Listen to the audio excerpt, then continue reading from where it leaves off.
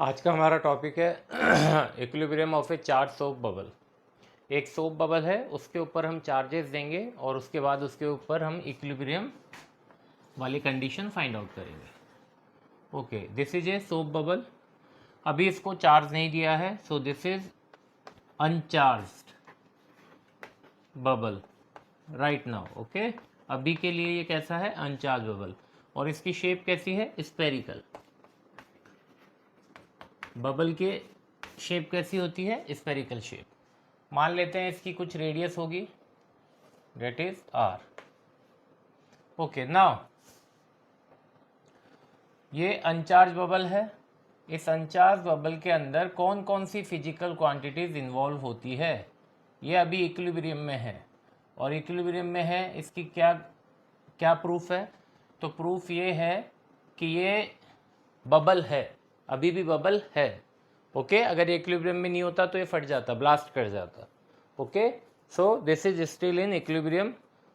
अभी ये अनचार्ज कंडीशन में इक्विलिब्रियम में है। ओके, तो देखिए इसमें कौन कौन सी फिजिकल क्वांटिटीज़ है जो अभी इन्वॉल्व है। हाल फिलहाल के लिए इसके पास कौन कौन सी फिजिकल क्वांटिटीज़ है? तो सबसे पहली जो चीज़ है वो है इसके पास सरफेस टेंशन। तो सबसे पहले हमें समझना है सरफेस टेंशन किसको कहते हैं। नाम से ही जाहिर हो रहा है कि ये किसी सरफेस की प्रॉपर्टी है। तो किसी लिक्विड की सरफेस की, किसी ठहरे हुए लिक्विड की, किसी रुके हुए लिक्विड के सरफेस की प्रॉपर्टी होती है सरफेस टेंशन। कैसी प्रॉपर्टी है ये? कैसा कैरेक्टर है ये? तो देखिए, जो लिक्विड के सरफेस होते हैं, जो लिक्विड की सरफेस है उसके पास काफ़ी सारे मॉलिक्यूल्स हैं जिनसे वो सरफेस बनी है। उन मॉलिक्यूल्स के पास एनर्जी होती है। उन मॉलिक्यूल्स के अंदर आपस के अंदर एक फोर्स लगता है, एट्रैक्शन वाला फोर्स। तो वो सारे मॉलिक्यूल्स जिनसे लिक्विड की सरफेस बनी है, वो सारे मॉलिक्यूल्स एक दूसरे पे एट्रैक्शन वाला फोर्स लगाते हैं। और एट्रैक्शन वाला फोर्स लगाने के कारण, एक दूसरे पे लगाने के कारण, वो एक तरह से सारे के सारे एक दूसरे से खिंचे हुए से रहते हैं। ओके, स्ट्रेच कंडीशन में रहते हैं। क्योंकि अगर एक मॉलिक्यूल ऐसे बीच में है तो इसको इधर वाला साइड वाला मॉलिक्यूल खींचता है अपनी तरफ, तो उसी वक्त उसी इंस्टेंट पे इधर वाला मॉलिक्यूल भी खींच रहा है, सामने वाला मॉलिक्यूल भी खींच रहा है, पीछे वाला मॉलिक्यूल भी खींच रहा है। ऊपर कोई मॉलिक्यूल नहीं, ऊपर तो एयर है, क्योंकि हम किसकी बात करें? सरफेस की। सरफेस क्या है? लिक्विड और जो बाहर एयर है उसके बीच का इंटरफेस। तो सरफेस पे जो मॉलिक्यूल्स हैं उसके ऊपर हर तरफ से फोर्स लगता है, ऊपर से छोड़ के केवल। जैसे हमने एक बाल्टी ली, एक बकेट लिया, उसमें हमने लिक्विड फिल कर दिया, ऐसे मान लेते हैं ये क्या है? पानी भरा हुआ है इसके अंदर। तो अगर हम इसको ऊपर से देखें, इसका टॉप व्यू ले, तो ये कुछ इस तरह का दिखता है, और ये इसके मॉलिक्यूल्स।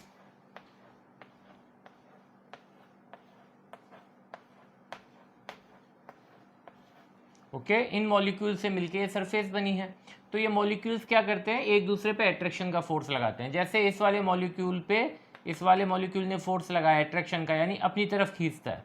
ऐसे ही ये वाला मॉलिक्यूल इसको अपनी तरफ खींचता है, ये वाला मॉलिक्यूल अपनी तरफ खींचता है, ऊपर वाला अपनी तरफ खींचता है। तो इस वाले मॉलिक्यूल पे यहाँ से साइड वाले मॉलिक्यूल से, इधर वाले साइड वाले मॉलिक्यूल से फोर्स लगता है अट्रैक्शन का।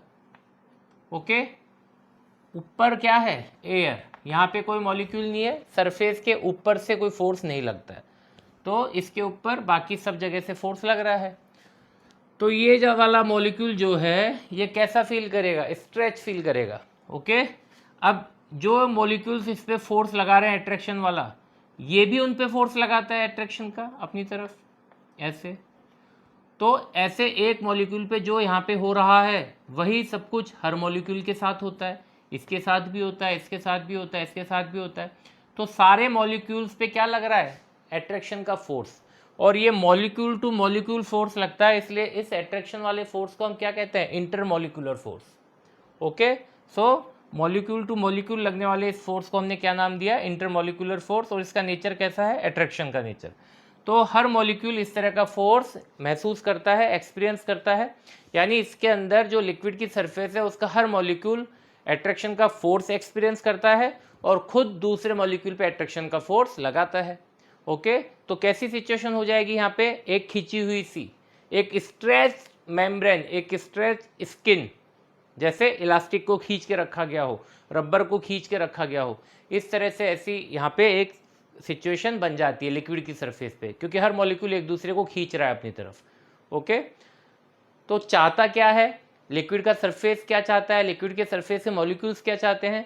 तो इस टेंडेंसी के कारण, इस कैरेक्टरिस्टिक के कारण जो लिक्विड की सरफेस है वो अपने आप को छोटा करना चाहती है, इस फोर्स के कारण, इंटरमॉलिक्यूलर फोर्स के कारण, इस एट्रैक्शन वाले फोर्स के कारण। तो सारे मॉलिक्यूल्स क्या चाहते हैं, एक दूसरे के पास आना चाहते हैं, एक दूसरे के पास आना चाहते हैं, और जो सरफेस एरिया है उसको क्या करना चाहते हैं, छोटा करना चाहते हैं। तो लिक्विड की सरफेस का ये कैरेक्टरिस्टिक, अपने आप को छोटा करने का, अपने आप को श्रिंक करने का, ओके, उसकी ये टेंडेंसी, लिक्विड सरफेस की ये टेंडेंसी अपने आप को कॉन्ट्रैक्ट करने की, सिकोड़ने की, तो इसकी ये जो टेंडेंसी है लिक्विड सरफेस की, जो ये इसका कैरेक्टर है अपने आप को छोटा करने का लिक्विड सरफेस का, इसको हम कहते हैं सरफेस टेंशन। सरफेस मतलब लिक्विड की सरफेस, टेंशन मतलब उसके ऊपर लगने वाला फोर्स। यहाँ पे कौन है सरफेस के ऊपर लगने वाला फोर्स, इंटरमॉलिक्यूलर फोर्स, तो ये टेंशन है, खिंचाव।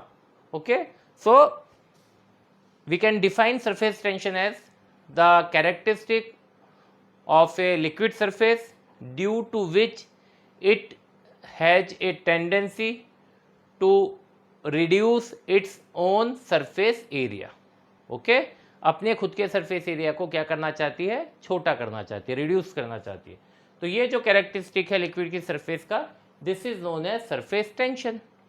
तो इस सोप बबल के पास सबसे पहली जो चीज़ है वो है सरफेस टेंशन। तो सरफेस टेंशन कहाँ एग्जिस्ट करता है, सरफेस पे। तो ये जो बबल है, इसकी जो ये फिल्म है, this is a spherical bubble. याद रखिए स्पेरिकल बबल है, just like a football. Football जैसे होती है वैसे ये 3 डायमेंशनल है। ये इसका कर्वेचर इस तरफ बाहर की तरफ भी है, ऐसे कर्वेचर भी है, और ऐसे ही पीछे भी है कर्वेचर। तो ये फुटबॉल जैसी शेप में है। ओके, होता तो बबल बहुत छोटा है, लेकिन हम उसको क्या करके दिखा रहे हैं, बड़ा करके दिखा रहे हैं, जूम करके दिखा रहे हैं। तो सरफेस टेंशन इसमें है, इसकी सरफेस के पास। और जो बबल है उसकी स्पेरिकल शेप होने का कारण भी यही है, सरफेस टेंशन। सरफेस टेंशन क्या करना चाहता है, लिक्विड की सरफेस को छोटा करना चाहता है। अब देखिए कोई भी सरफेस है, उसकी सबसे छोटी शेप कौन सी होगी, ऐसी कौन सी शेप है जिसमें लिक्विड सरफेस का सबसे कम एरिया हो जाता है। ओके, वो स्क्वायर होगा, क्यूब होगा, वो प्रिज्म वाली शेप होगी, या वो स्पेरिकल होगा। तो आंसर है स्पेरिकल। स्पेयर ही एक ऐसी शेप है जिसमें सरफेस का एरिया सबसे कम होता है। तो जो ये स्पेरिकल शेप बनने का कारण है, उसके पीछे रीजन क्या है, सरफेस टेंशन। अगर सरफेस टेंशन नहीं होता तो बबल कुछ और शेप में होता, स्पेरिकल शेप में नहीं होता। सरफेस टेंशन के कारण सरफेस ने अपने आप को छोटा करना शुरू किया, और जब कोई चीज़ छोटी करती जाएगी अपने आप को, वो सरफेस छोटी होती होती फाइनली किस फॉर्म में आ गई, पॉइंट के जैसे, ऐसे। और इसको जब हमने जूम करके देखा तो हमें क्या दिखता है, ये बबल एक स्पेरिकल शेप में। Okay, so this is because of surface tension. तो सरफेस टेंशन कहाँ एग्जिस्ट करता है, सरफेस के ऊपर करता है। ओके, अब सवाल यह है कि सरफेस टेंशन की डायरेक्शन कैसी होती है। तो देखिए ये सारे मॉलिक्यूल्स हैं लिक्विड की सरफेस के, ये ऐसे खींचे हुए हैं। खींचे हुए क्यों है, वापस से इस पर ये वाला फोर्स लगा रहा है, अपनी तरफ खींच रहा है इसको, इस वाली मॉलिक्यूल को, और ये वाला मॉलिक्यूल इसको अपनी तरफ खींच रहा है। तो इस पे दोनों तरफ से फोर्स लग रहा है, इधर से भी इधर से भी। तो सपोज कोई एक आदमी यहाँ पे खड़ा है, उसका एक हाथ को यहाँ से खींच रहा है और एक हाथ यहाँ से खींच रहा है, तो वो जो आदमी वो कैसे महसूस करेगा, खींचा हुआ दोनों तरफ से। तो वही चीज़ ये वाला पार्टिकल महसूस करता है। अब ये अकेला मॉलिक्यूल तो है नहीं सरफेस पे, काफ़ी सारे मॉलिक्यूल्स हैं, तो हर मॉलिक्यूल ऐसा ही फील करता है, ऐसा ही फोर्स एक्सपीरियंस करता है। तो ये सारे जितने भी मॉलिक्यूल्स है सरफेस पे, ये जो फोर्स महसूस कर रहे हैं, इंटरमॉलिक्यूलर फोर्स या फोर्स ऑफ अट्रैक्शन जो महसूस कर रहे हैं, वो कैसी कर रहे हैं, सरफेस के अलोंग कर रहे हैं या सरफेस के परपेंडिकुलर। तो आंसर है सरफेस के अलोंग। ओके, तो हम क्या कहेंगे, यहाँ पे जो सरफेस टेंशन का फोर्स है, यहाँ पे जो सरफेस टेंशन के डायरेक्शन है वो कैसी है, सरफेस के अलोंग। और सरफेस के अलोंग मतलब सरफेस के टेंजेंशियल। तो यहाँ पे सरफेस टेंशन की डायरेक्शन कैसी होती है, सरफेस के टेंजेंशियल, इस तरह से। और किस तरफ, दोनों डायरेक्शन में। क्यों, क्योंकि देखो फोर्स दोनों तरफ है, केवल ये वाला इसको अट्रैक्ट नहीं करता, ये भी तो इसको अट्रैक्ट करता है। तो फोर्स के लिए इसलिए हमने दो दो एरो लिए यहाँ पे।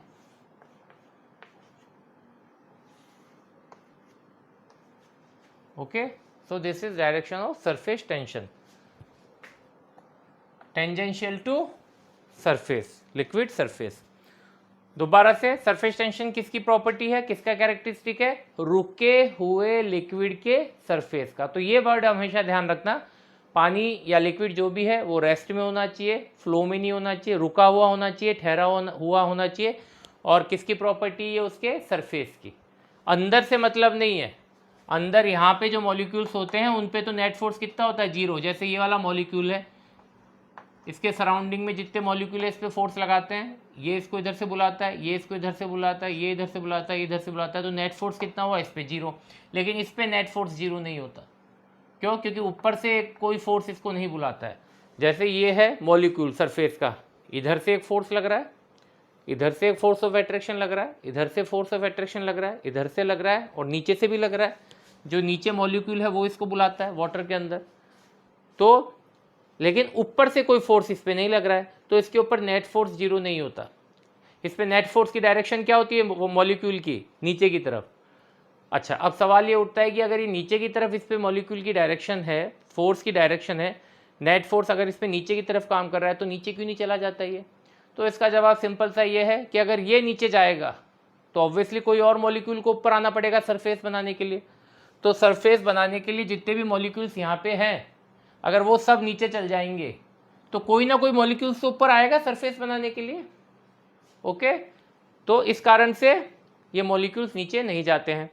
इसका दूसरा कारण ये भी है कि इनके बीच में जो इंटरमॉलिक्यूलर फोर्स लग रहा है, जो इसके पैरेलल मॉलिक्यूल्स है, सरफेस के और मॉलिक्यूल्स के साथ जो इसका इंटरमॉलिक्यूलर फोर्स, एट्रैक्शन वाला फोर्स लग रहा है, वो फोर्स, वो बॉन्डिंग नीचे वाले फोर्स से, जो नेट फोर्स नीचे की तरफ लग रहा है उससे काफ़ी ज़्यादा स्ट्रांग होता है। तो देखिए, सरफेस का मॉलिक्यूल ये है, इस पे साइड वाला दूसरा सरफेस का मॉलिक्यूल फोर्स लगाता है अपनी तरफ, इधर वाला मॉलिक्यूल भी अपनी तरफ फोर्स लगाता है, नीचे वाला मॉलिक्यूल भी अपनी तरफ फोर्स लगाता है। तो इस पे नेट फोर्स 0 है क्या, नहीं है नेट फोर्स 0, क्योंकि ऊपर से कोई फोर्स नहीं लग रहा है, एयर की तरफ से कोई फोर्स नहीं लग रहा है, इसको ऊपर एयर नहीं खींचती है। तो फिर ये नीचे चला जाना चाहिए, लेकिन नीचे क्यों नहीं जाता है, क्योंकि अगर ये नीचे जाएगा तो किसी ना किसी मॉलिक्यूल के जगह बैठेगा, तो उस मॉलिक्यूल को ऊपर आना पड़ेगा। ओके, या फिर यूँ समझ लीजिए कि ये वाली जो बॉन्डिंग है, ये वाली जो बॉन्डिंग है जिसको सरफेस टेंशन नाम दे रहे हैं हम, ये वाली जो बॉन्डिंग है, ये वाली बॉन्डिंग इससे बहुत ज़्यादा स्ट्रांग होती है। मान लीजिए ये वाली बॉन्डिंग है 100, ये वाली बॉन्डिंग होती है 50, तो 100 फोर्स के कारण ये ऊपर रहेगा सरफेस पे, 50 के कारण नीचे जाना चाहिए। नेट फोर्स किस तरफ है, नीचे की तरफ, लेकिन नहीं जाता है। ओके, ऊपर ही रहता है। So like this the surface tension exist on the surface of A liquid which is at rest or stationary liquid. Now the direction of this surface tension is tangential to the surface of the liquid. Okay, अब बात करते हैं अपन इस surface tension के कारण soap bubble के अंदर क्या हुआ। देखिए, सरफेस टेंशन क्या करती है, सरफेस टेंशन जो सरफेस है उसको सबसे छोटा बनाती है, और सबसे छोटा बनाने के लिए कौन सी शेप में आ जाती है, स्पेरिकल शेप में। तो जैसे ही स्पेरिकल शेप में आती है तो ये अपने वॉल्यूम में किसको कंटेन कर लेती है, एयर को। अंदर किसको भर लेती है, एयर को। जब अंदर एयर भर जाती है तो क्या होगा, अंदर से बाहर की तरफ एक प्रेशर काम करता है, ऐसे। कौन सा प्रेशर, एयर का प्रेशर। क्या होता है, फोर्स पर यूनिट एरिया। तो जो ये एयर है इस सरफेस की वॉल के एरिया पे क्या करती है, फोर्स लगाती है। ये एयर फोर्स लगाती है सरफेस के एरिया पे। तो सरफेस के एरिया पे जब फोर्स लगता है तो हम फोर्स पर यूनिट एरिया हम क्या कहते हैं, प्रेशर लग रहा है। तो ये एयर क्या करती है, सरफेस के इस वॉल पे प्रेशर लगाती है। इस प्रेशर को कहते हैं प्रेशर ड्यू टू एयर। ये सरफेस के हर पॉइंट पे लगता है, आउटवर्ड डायरेक्शन में, बाहर की तरफ। ओके, और बाहर से एक प्रेशर अंदर की तरफ लगता है, इसको कहते हैं एटमॉस्फेरिक प्रेशर। एटमॉस्फेयर का प्रेशर एक तो हो गया एयर का प्रेशर, एयर प्रेशर जो आउटवर्ड डायरेक्शन में लगता है, और एक होता है एटमॉस्फेरिक प्रेशर। एटमॉस्फेरिक प्रेशर, और इसकी डायरेक्शन क्या होती है, इनवर्ड। ओके, तो बबल के वॉल्यूम से एयर का प्रेशर बाहर की तरफ लगता है सरफेस पे, और बाहर से बबल की सरफेस पे अंदर की तरफ प्रेशर लगता है, एटमॉस्फेरिक प्रेशर। ओके, अब एक चीज और, यहाँ पे जो एयर का प्रेशर है वो एटमॉस्फेरिक प्रेशर से ज़्यादा होता है, ध्यान रखिए इस बात को। Pressure due to air is more than atmospheric pressure. इस बात का क्या प्रूफ है? तो इस बात का प्रूफ है ये सरफेस, ये प्रेशर कौन सा है? एयर का, और ये प्रेशर कौन सा है? एटमॉस्फेयर का। अब हम कह रहे हैं कि एयर का प्रेशर इस वाले प्रेशर से ज़्यादा है, तो इसके पीछे कारण देखिए, इस सरफेस की बेंडिंग देखिए, ये किस तरफ बेंड कर रहा है? टूवर्ड्स एटमॉस्फेरिक प्रेशर, बाहर की तरफ बेंड कर रहा है, यानी अंदर से इस पर ज़्यादा फोर्स लग रहा है, अंदर वाली एयर जो है इसको ज़्यादा पुश कर रही है as compare to atmospheric air. Atmosphere में जो एयर है वो बबल के एयर से कम पुश कर पा रही है, तभी तो ये बेंडिंग किस तरफ हो रही है? बाहर की तरफ। ये जो कॉन्वेक्स हुआ है, ये कॉन्वेक्स की जो शेप आ रही है किस तरफ है? ये टूवर्ड्स आउटसाइड, तो बाहर की तरफ है ये। अगर ये दोनों प्रेशर सेम होते, प्रेशर मतलब क्या होता है? फोर्स अपॉन एरिया, यानी इस एरिया पे अगर ये वाला फोर्स और ये वाला फोर्स, अंदर की एयर का फोर्स और बाहर की एयर का फोर्स अगर सेम होता, तो ये कर्वेचर नहीं होता सरफेस पे, ये कैसी होती? स्ट्रेट, ऐसे। ये सरफेस कैसी होती है? स्ट्रेट। स्ट्रेट सरफेस है, इसका कुछ एरिया है, अंदर से फोर्स लगा 100 न्यूटन ऑन दिस एरिया, बाहर से फोर्स लगा 100 न्यूटन ऑन दिस एरिया। अंदर से जो फोर्स लग रहा है उसके लिए भी वही एरिया है जो बाहर से फोर्स लग रहा है, तो यानी अंदर का प्रेशर और बाहर का प्रेशर कैसा हुआ? सेम, क्योंकि अंदर से फोर्स 100 है तो बाहर से भी फोर्स कितना? 100 है। तो अगर अंदर का प्रेशर और बाहर का प्रेशर सेम होता इस सरफेस पे, तो ये सरफेस स्ट्रेट होती। लेकिन हमने क्या देखा? ये कर्वेचर है। अब यहाँ से हमने फोर्स बढ़ाना शुरू किया, यहाँ पे हमने 5 न्यूटन बढ़ाया तो ये ऐसी हो गई 105 न्यूटन। फिर हमने 5 न्यूटन और बढ़ाया तो 110 न्यूटन हो गई, तो और बैंड कर गई। तो ऐसे करते करते हमने इसको कितना कर दिया? 120 न्यूटन। तो 120 न्यूटन के कारण यहाँ से ज़्यादा फोर्स लग रहा है, बाहर से तो 100 ही लग रहा है, अंदर से कितना लग रहा है? 120 न्यूटन। तो इस कारण से इस पर ज़्यादा फोर्स अंदर से लगता है, ज़्यादा प्रेशर अंदर से लगता है, इसलिए ये बैंड ऐसे आ जाता है, और बाहर की तरफ कर्वेचर हो जाता है, बाहर की तरफ बैंड होता है, बाहर की तरफ कॉन्वेक्स होता है। Okay, so this is the proof that the pressure inside the bubble is more then the pressure of atmosphere.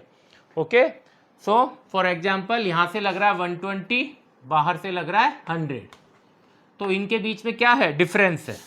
कितने प्रेशर का? 20 का। ओके, 120 माइनस 100, दोनों की डायरेक्शन अलग है, तो रिजल्टेंट प्रेशर कितना आया? 20। किस डायरेक्शन में? आउटवर्ड डायरेक्शन में। ओके, तो जो इन दोनों का डिफरेंस है, प्रेशर डिफरेंस, उसको कहते हैं हम एक्सेस प्रेशर। एक्सेस प्रेशर किसके इक्वल है? Pressure due to air minus pressure due to atmosphere. तो this is the relation between atmospheric pressure and pressure due to air inside the volume. so ये difference जो होता है इन दोनों का, उसको हम कहते हैं एक्सेस प्रेशर। तो इस केस में कितना एक्सेस प्रेशर है यहाँ पे? 20 न्यूटन का, 20 न्यूटन पर एरिया का, यानी इसकी सरफेस पे 20 न्यूटन पर एरिया फोर्स लग रहा है। ओके, इतना प्रेशर लग रहा है। ओके, ये जो प्रेशर है अंदर, एक्सेस प्रेशर, ये किसके कारण है? सरफेस टेंशन के कारण। सरफेस टेंशन नहीं होता तो सरफेस स्पेरिकल फॉर्म में नहीं आती, स्पेरिकल फॉर्म में नहीं आती तो अंदर वॉल्यूम में एयर को कंटेन नहीं करती, अंदर वॉल्यूम में एयर कंटेन नहीं होता तो बाहर की तरफ प्रेशर नहीं लगता, बाहर की तरफ प्रेशर नहीं लगता तो प्रेशर डिफरेंस नहीं मिलता, प्रेशर डिफरेंस नहीं मिलता यानी हमें एक्सेस प्रेशर नहीं मिलता। तो एक्सेस प्रेशर कौन बना रहा है? सरफेस टेंशन का प्रेशर। तो सरफेस टेंशन के प्रेशर के साथ में इसका हमें रिलेशन निकालना है। ओके, तो इसको नोट कर लेते हैं। For an uncharged soap bubble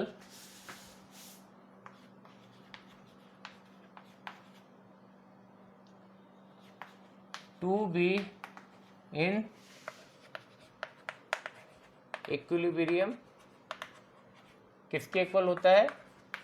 access pressure is equal to 4 times surface tension upon radius of the bubble, spherical bubble. तो अनचार्ज सोप बबल को इक्विलिब्रियम में होने के लिए ये कंडीशन होती है। तो ये रिलेशन होता है एक्सेस प्रेशर में और सरफेस टेंशन के प्रेशर में। दोबारा से हमने एक फिजिकल क्वांटिटी पढ़ी सरफेस टेंशन, सरफेस टेंशन के कारण यहाँ पे कौन सी फिजिकल क्वांटिटी आ गई, प्रेशर। ओके, तो दो तरह प्रेशर लग रहे हैं, एक अंदर से बाहर और एक बाहर से अंदर, और इन दोनों का डिफरेंस को हम क्या कहते हैं, एक्सेस प्रेशर। ओके, नाउ इस रिलेशन को हमने 11th क्लास में पढ़ा था, इस रिलेशन को हमने 11th क्लास में पढ़ा था। इसको हम एक बार दोबारा डिराइव कर लेते हैं ताकि आगे थोड़ी इजी हो जाए हमारे लिए डेरिवेशन। तो सपोज इसको हमने ऐसे बीच में से काटा, इस स्पेयर को हमने ऐसे बीच में से काटा। जब इसको बीच में से काटेंगे तो कैसी शेप हो जाएगी इसकी, हेमी स्फेरिकल, जैसे एक कटोरी होती है, कटोरा, इस तरह से। तो आगे जो है ये कैसा है, आगे की ओपनिंग कैसी है, सर्कुलर, ये आगे की ओपनिंग है, सर्कुलर एरिया। अब देखिए ये है, ओके, ये इसका हम क्या ले रहे हैं, साइड व्यू। अब देखिए यहाँ पे एक्सेस प्रेशर कहाँ काम कर रहा है और सरफेस टेंशन कैसे काम कर रहा है। तो देखिए ये है इसकी ओपनिंग, सर्कुलर एरिया, हमने ऐसे काट दिया इसको बीच में से, तो ये इसकी ओपनिंग निकल के आ गई। ओके, कैसी है, सर्कुलर एरिया। ये जो बबल की फिल्म थी, ये जो बबल की थिकनेस है, इसकी ये थिकनेस बहुत कम होती है, लेकिन होती तो है। तो यहाँ पे दो सरफेसेस हैं, एक अंदर की सरफेस, इनर सरफेस, और एक एक्सटर्नल सरफेस, आउटर सरफेस। तो एक सरफेस तो ऊपर है, आउटर सरफेस, और एक सरफेस अंदर की है, इनर सरफेस। तो यहाँ पे जो सरफेस टेंशन है वो किस पे काम करता है, सरफेस पे काम करता है। और यहाँ कितनी सरफेस है, दो सरफेसेस है। तो सरफेस टेंशन ऊपर वाली सरफेस पे भी काम कर रहा है और नीचे वाली सरफेस पे भी काम कर रहा है। और सरफेस टेंशन की डायरेक्शन कैसी होती है, टेंजेंशियल। ओके, ये देखिए टेंजेंशियल, इसको ऐसे काटा तो ये डायरेक्शन आ गई सरफेस टेंशन की, नीचे भी आ गई सरफेस टेंशन की। तो ऐसे ही यहाँ भी है डायरेक्शन। ओके, ये किसकी डायरेक्शन है, सरफेस टेंशन की। पूरी सरकमफेरेंस पे ये कैसा है, टेंजेंशियल, इस तरह से। This is the direction of surface tension. ये आउटर सरफेस पे और ये इनसाइड सरफेस पे, इनर सरफेस पे। तो बाहर की सरफेस पे भी टेंजेंशियल और अंदर वाली सरफेस पे भी टेंजेंशियल। तो यहाँ पे कितनी सरफेस है, दो सरफेस है। ओके, तो बाहर की सरफेस पे भी सरफेस टेंशन की डायरेक्शन ऐसी है और अंदर वाली सरफेस पे भी सरफेस टेंशन डायरेक्शन ऐसी है। ओके, ये ऊपर हो गई और ये नीचे। ऐसे ही ये साइड में हर तरफ, क्योंकि सरफेस टेंशन कहाँ काम करता है, सरकमफेरेंस, सरफेस पे, सरफेस पे काम करता है। तो सरफेस पे काम करता है, अंदर तो कुछ भी नहीं है। तो बाहर सरफेस को काम, सरफेस पे काम करता है, तो ऑटोमेटिकली सरफेस के लिए किस पे घूमेगा, सरकमफेरेंस पे घूमेगा। ओके, तो इसलिए सरकमफेरेंस पे इसकी डायरेक्शन होती है इस आउटवर्ड, इस तरफ। अब देखिए सरफेस टेंशन एक्चुअल में होता क्या है, सरफेस टेंशन मतलब होता है फोर्स पर यूनिट लेंथ, इसका यूनिट होता है न्यूटन पर मीटर।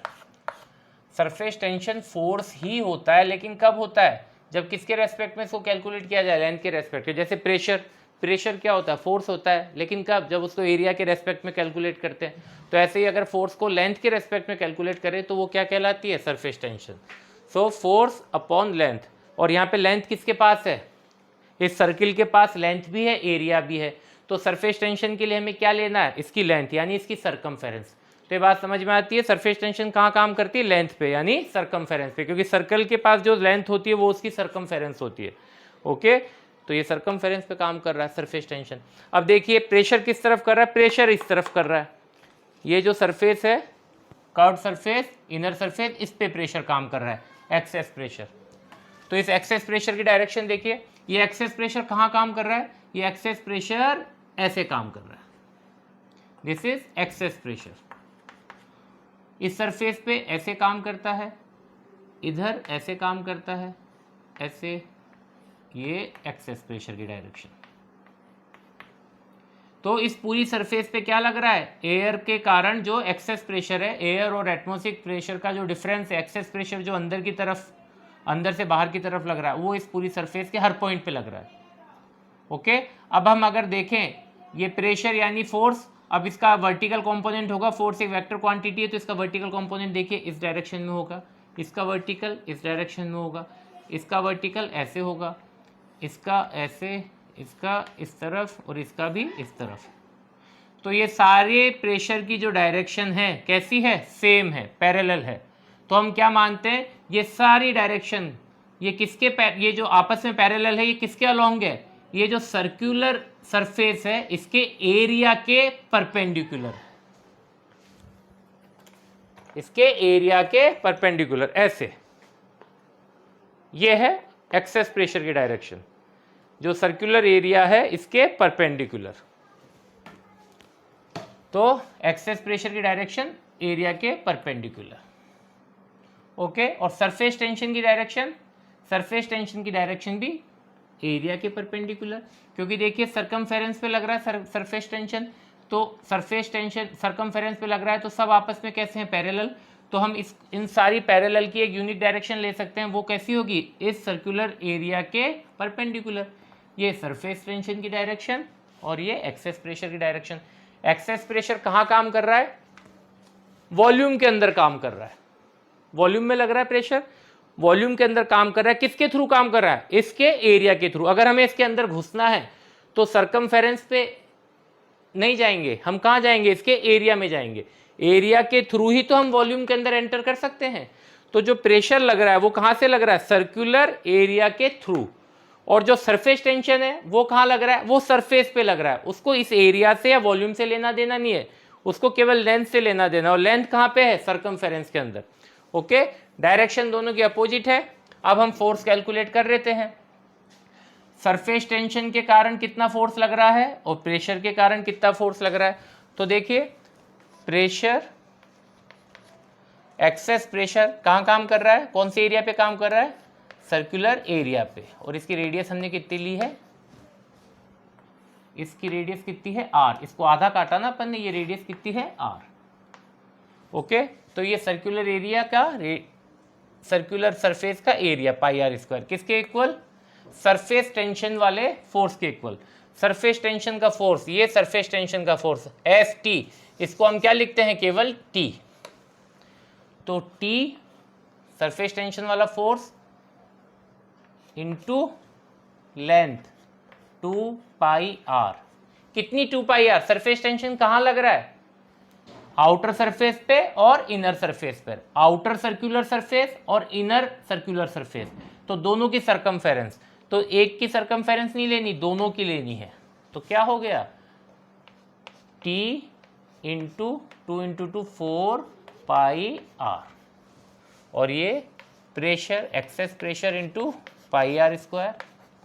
दोबारा से T क्या है, फोर्स पर यूनिट लेंथ, ध्यान रखिए this is force per unit length. अगर यहाँ पे हम फोर्स लिखते हैं, नीचे लेंथ लिखते हैं, तो लेंथ से लेंथ कैंसिल आउट हो जाएगा, 2 पाई आर क्या है, लेंथ है। ऐसे ही प्रेशर क्या होता है, फोर्स अपॉन लेंथ, लेंथ से फोर्स अपॉन एरिया, एरिया से एरिया कैंसिल हो जाएगा, तो ये भी फोर्स है और ये भी फोर्स है, ध्यान रखिए इस चीज़ को। सो आर से आर कैंसिल आउट, पाई से पाई कैंसिल आउट, क्या बचा हमारे पास, excess pressure into R into 4T। इस आर को नीचे ले जाइए तो क्या रिलेशन मिला, excess pressure is equal to 4T upon R, यही हमने निकाला था, ओके।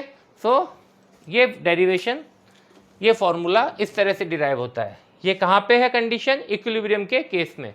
तो प्रेशर सरफेस के हर पॉइंट पे लग रहा है, नेट प्रेशर की डायरेक्शन कैसी है, इस सर्कुलर सरफेस एरिया के परपेंडिकुलर। सरफेस टेंशन सरकमफेरेंस पे लग रहा है, सरकमफेरेंस पे ही लगेगा क्योंकि सरफेस कहाँ है, सरकमफेरेंस पे है, ओके। सरफेस के लिए हमें सरकमफेरेंस पे घूमना पड़ेगा, तो सरफेस टेंशन सरकमफेरेंस पे लगता है, और इसकी भी नेट जो डायरेक्शन आती है वो कैसी आती है, सर्कुलर एरिया के परपेंडिकुलर। तो ये दोनों कैसे हो गए, इक्वल और अपोजिट, ठीक है। सो इस तरह से हम इसको प्रूव करते हैं। नाउ अब सपोज, अब बात करते हैं हम चार्ज बबल की। ये तो हो गया अनचार्ज बबल की कंडीशन, अनचार्ज बबल की equilibrium condition for uncharge soap bubble to be in equilibrium, okay. अब देखिए हमने इसको चार्जेस देना शुरू किया, हमने इसको चार्जेस देना शुरू किया, क्या होगा चार्जेस देने से, तो हम इससे पहले वाले वीडियो में पढ़ चुके हैं।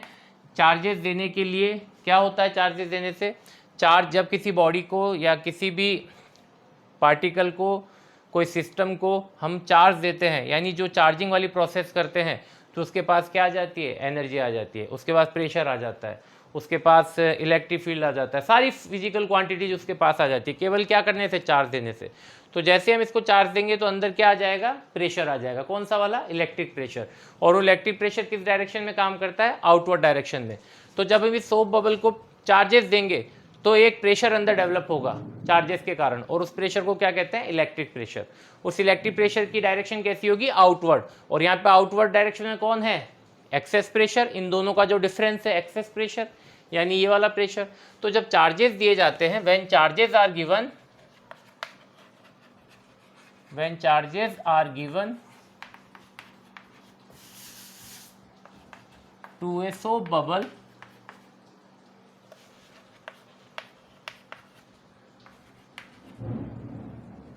and electric pressure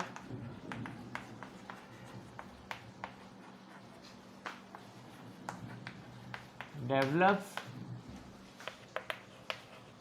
inside the volume of bubble in outward direction, in outward direction along excess pressure. Okay, so अब इसमें एक प्रेशर का और कंट्रीब्यूशन बढ़ गया, इलेक्ट्रिक प्रेशर का। पहले तो एक्सेस प्रेशर ही था, अब कौन सा बढ़ गया, इलेक्ट्रिक प्रेशर। और ये किसको बैलेंस कर रहे हैं, 4T/R। ओके, लेकिन अब इक्विलिब्रियम वाली कंडीशन खत्म हो चुकी है। इक्विलिब्रियम कंडीशन ये थी, ये इक्विलिब्रियम की कंडीशन नहीं है। क्यों, क्योंकि अब ये प्रेशर भी इन्वॉल्व हो गया यहाँ पे। तो अगर चार्जेस बढ़ाते जाएंगे तो ये वाला प्रेशर बढ़ता जाएगा, ये वाला प्रेशर बढ़ता जाएगा, तो इक्विलिब्रियम वाली कंडीशन कहाँ रहेगी, क्योंकि एक सिचुएशन ऐसी आएगी जब ये सोप बबल ब्लास्ट कर जाएगा, फट जाएगा। तो ओके, तो इसको इक्विलिब्रियम में रखना चाहते हैं, अगर हम सोप बबल को चार्ज करके अगर इक्विलिब्रियम में रखना चाहते हैं तो हमें एक्सेस प्रेशर को क्या करना पड़ेगा, 0। So for equilibrium of charged soap bubble,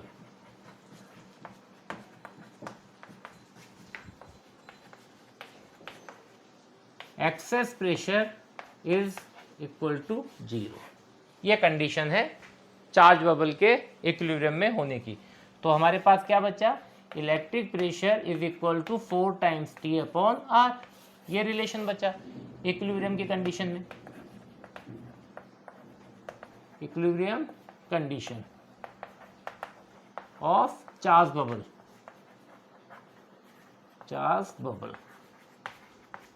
so this is the final result. ये है हमारा फाइनल रिलेशन। तो एक सोप बबल इक्विलिब्रियम में कब होता है, जब उसके अंदर का इलेक्ट्रिक प्रेशर सरफेस टेंशन के प्रेशर को बैलेंस करे। Electric pressure is equal to 4T/R। Okay, electric pressure कितना होता है, इलेक्ट्रिक प्रेशर देखिए, इलेक्ट्रिक प्रेशर की वैल्यू होती है σ²/2ε0। वहाँ पे सिग्मा क्या है, सरफेस चार्ज डेंसिटी। ओके, और ये सिग्मा किसके इक्वल होता है, टोटल चार्ज अपॉन एरिया, यानी कूलम्ब पर मीटर स्क्वायर। ओके, तो ये वैल्यू यहाँ पे रख देते हैं, σ²/2ε0 is equal to 4T/R। So sigma कितना होगा, 8εT/R under root. So this is surface charge density. तो इक्विलिब्रियम की कंडीशन क्या है, इक्विलिब्रियम की कंडीशन ये, चार्ज सोप बबल इक्विलिब्रियम में कब होगा, जब उस पर सरफेस चार्ज डेंसिटी कितनी होगी, इतनी होगी। ओके, हम यू भी कह सकते हैं, अगर हम चाहें तो इसको रेडियस की फॉर्म में निकाल सकते हैं, क्योंकि ऑब्वियसली अगर इलेक्ट्रिक प्रेशर बढ़ेगा तो वॉल्यूम बढ़ेगा, वॉल्यूम बढ़ेगा तो रेडियस में चेंज आएगा। तो इक्विलिब्रियम की कंडीशन में रेडियस कितनी होती है, देखिए 4/8εT/σ²। ये एक रिलेशन निकल के आया। तो जब रेडियस इतनी होगी, बबल की, तो हम कहेंगे वो कैसी कंडीशन में, इक्विलिब्रियम कंडीशन में। अगर रेडियस इससे ज़्यादा हो जाएगी तो वो इक्विलिब्रियम में नहीं रहेगा, वो ब्लास्ट कर जाएगा। ओके, हम इससे चार्जेस भी निकाल सकते हैं। देखिए since Q is equal to sigma into A, Q is equal to sigma कितना हमारे पास 8 epsilon T upon R into area कितना होता है 4 पाई R स्क्वायर। तो इस तरह से हम चार्जेस भी फाइंड आउट कर सकते हैं। तो ये सारी इक्विलिब्रियम की कंडीशन है, चार्ज सोप बबल के इक्विलिब्रियम की कंडीशन। तो जब चार्ज सोप बबल इक्विलिब्रियम में होगा तब उसके पास ये सरफेस चार्ज डेंसिटी होगी, तब उसके पास नंबर ऑफ चार्जेस इतने होंगे और तब उसका रेडियस इतना होगा, यानी इतना वॉल्यूम होगा उसके पास। इक्विलिब्रियम क्या चीज़ है, वापस से देख लो पहली चीज़, इक्विलिब्रियम किसको कहते हैं। देखिए इक्विलिब्रियम का मतलब होता है किसी भी सिस्टम के इक्विलिब्रियम में होने का मतलब है कि उस सिस्टम पे या उस बॉडी के ऊपर नेट फोर्स कितना है, 0। अगर किसी बॉडी पे या किसी भी सिस्टम पे नेट फोर्स 0 है तो हम कहते हैं वो इक्विलिब्रियम में है। तो क्या इसका मतलब उस पर फोर्सेस नहीं लग रहे, नहीं ऐसा नहीं, उस पर फोर्सेस लग रहे हैं, इंडिविजुअल फोर्सेस उस पर लग रहे हैं।